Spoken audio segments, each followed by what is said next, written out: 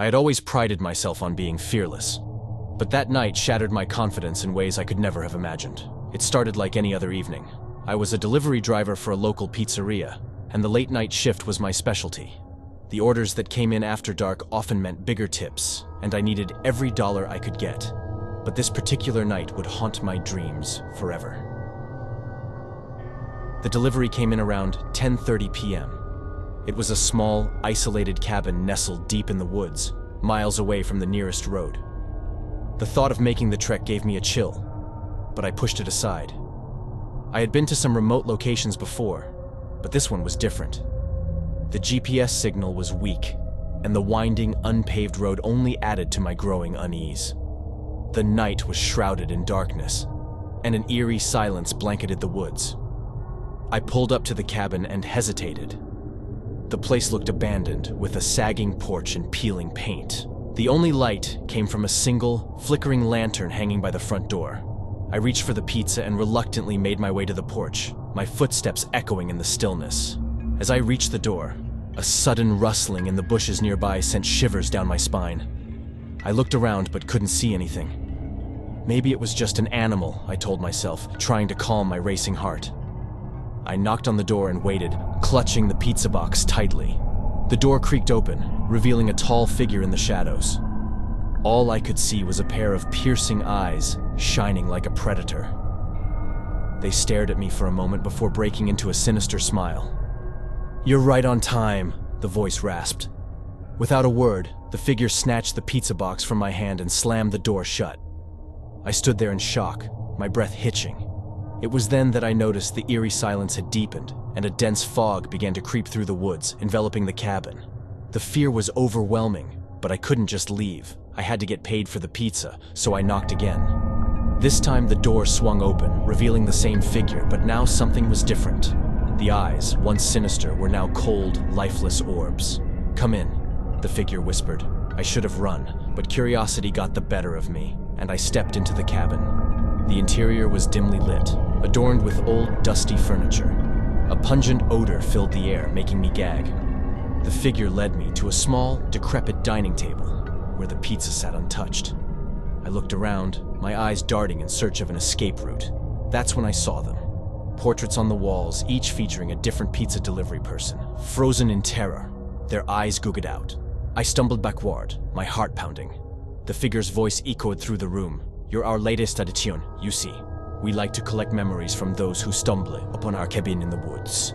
With a surge of adrenaline, I bolted for the door, but it was slammed shut, trapping me inside. The figure advanced, its shadowy form blocking my only exit. My screams went unheard in that isolated place as the sinister figure closed in on me, ready to claim my eyes as its gruesome prize. I had always thought I was fearless, but that night, I learned that fear could take many forms, and the darkness held horrors beyond imagination.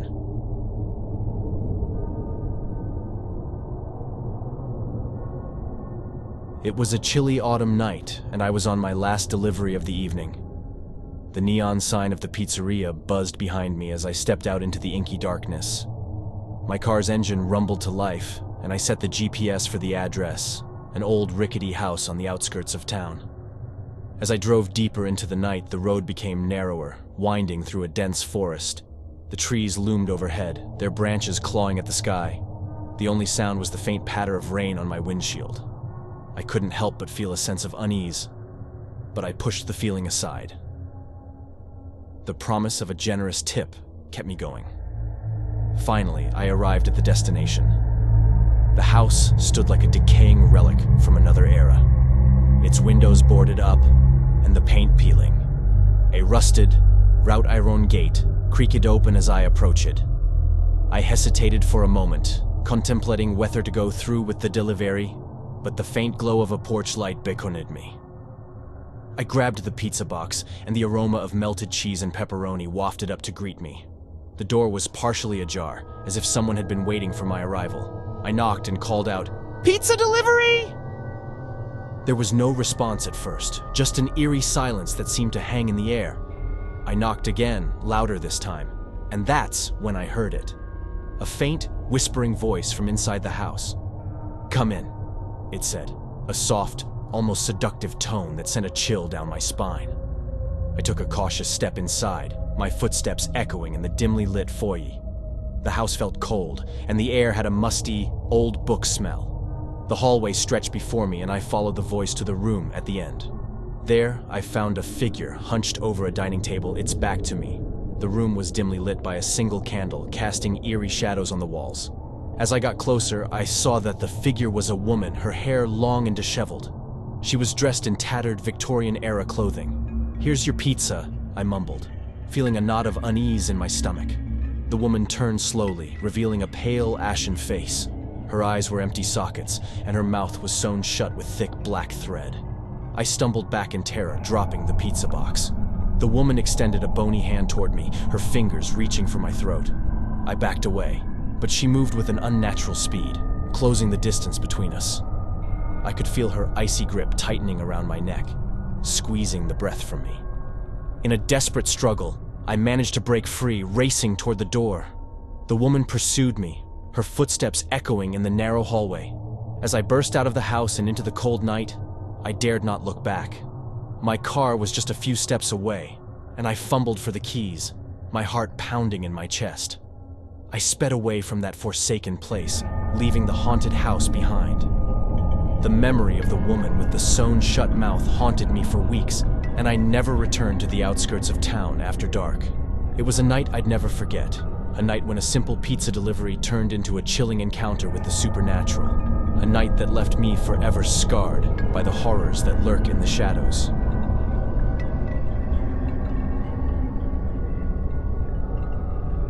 The night was draped in a heavy cloak of darkness, and the rain tapped a melancholic rhythm on my car's windshield. I had just one more delivery to make before I could call it a night. The order had come in from a remote cabin on the outskirts of town. The voice on the other end of the phone had been strange, a low, raspy whisper that sent a shiver down my spine. Still, I needed the extra money, and so I found myself winding through the narrow, unlit roads, deep into the woods. The GPS led me to a desolate cabin, its windows boarded up, and the porch sagging. It looked like it had been abandoned for years. The rain poured harder, drenching my uniform as I hesitated at the front door. I knocked, the sound echoing through the night, and waited. For a moment, nothing happened, and I was about to leave when the door creaked open, revealing a dimly lit interior. The cabin was even more decrepit on the inside, the air heavy with an oppressive stillness. A single flickering candle sat on a rickety table, casting eerie shadows on the peeling wallpaper. "Come in," a voice called from the darkness within. It was the same raspy whisper I had heard on the phone. I stepped inside, my heart pounding. The cabin's wooden floorboards creaked with each step, and the air was thick with a rancid, unfamiliar scent. As I ventured deeper into the cabin, the whisper led me to a room in the back, where a figure sat at a dusty dining table. The room was bathed in an eerie, pulsating glow, the source of which I couldn't discern. The figure remained seated, shrouded in darkness. "You're right on time," the voice hissed. I nervously approached the table and extended the food toward the figure. The flickering candlelight revealed a face, but it was unlike any I had ever seen. The eyes were pools of infinite darkness, devoid of any emotion, and the skin was pallid, like that of a corpse. "Who are you?" I stammered, my voice trembling. The figure's lips curled into a smile, revealing rows of sharp, glistening teeth. "I am Hunger," it whispered, its voice a sinister melody. "And you are the offering." Before I could react, the figure's inhumanly long fingers shot out, gripping my wrist in a vice-like hold.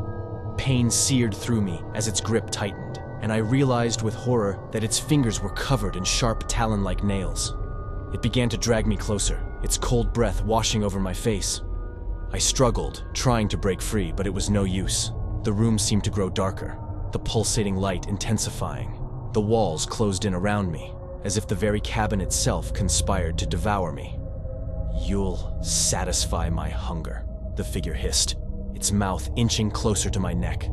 With a surge of adrenaline, I summoned all my strength and managed to tear free from its grasp. I raced for the door, my heart pounding in my chest. I burst out into the rainy night, the cabin disappearing into the darkness behind me. I sped away. The image of that sinister figure burned into my mind. I never found out who or what that creature was, but I knew one thing for certain. It hungered for something far more sinister than just food. It hungered for my very soul, and that night, I narrowly escaped its clutches, forever haunted by the chilling encounter in the heart of the woods.